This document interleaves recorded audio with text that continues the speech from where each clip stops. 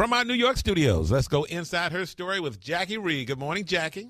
Good morning, Tom, Sybil, and Jay. Listen, you guys, for many women, divorce can not only leave you with a broken heart, but some serious credit problems due to your ex doing things like not paying his bills post-divorce. I met a woman who told me it took her more than 7 years to fix her credit after her divorce.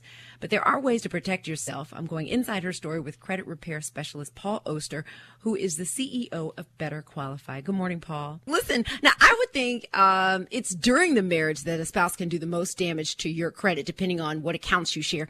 But don't you and your credit reports kind of go separate ways after the divorce? I mean, how can an ex still do damage after the divorce papers are signed? Unfortunately, if a couple gets to the point where they're actually getting a divorce, both spouses, and oftentimes the woman for sure, needs to realize that a divorce decree does not supersede the original creditor agreement. Probably the most important thing that folks are going to take away from today's show.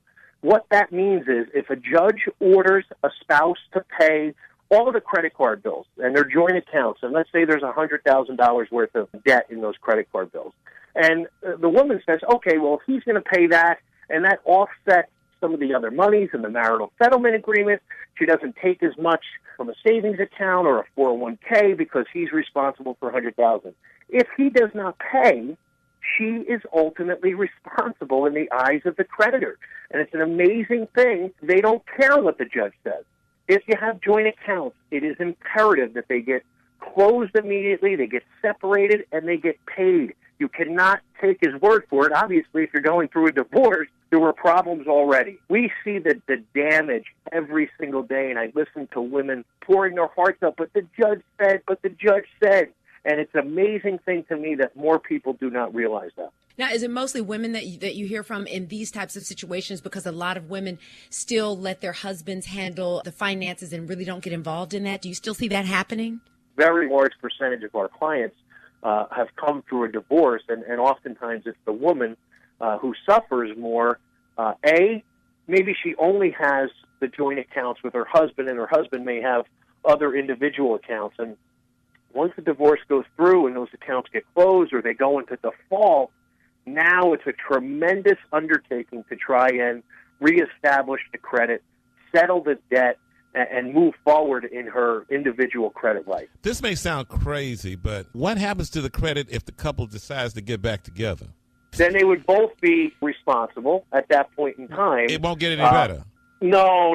It doesn't. It doesn't have any effect. The marital status has no effect on credit, other than the fact that you may have joint accounts, together. So I speak all the time in front of groups, and I just tell them, congratulations, you're moving forward. You're going to get married, but you don't have to be married with credit. You can get the same credit cards, just get individual accounts, and you can pay those accounts out of a joint bank account. It's much easier to separate a bank account than it is credit card account. Paul, where can we get more of your tips on all types of credit issues? What's your website? It's betterqualified.com.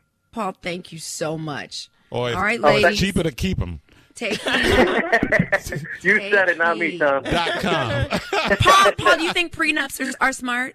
If you don't have a lot of money? I can answer that one. No, but do you have to be rich and famous to have a prenup? No, and prenups are smart, but again, they don't supersede original agreement, and it's almost a separate issue to deal with. A prenup will not protect you against credit card default.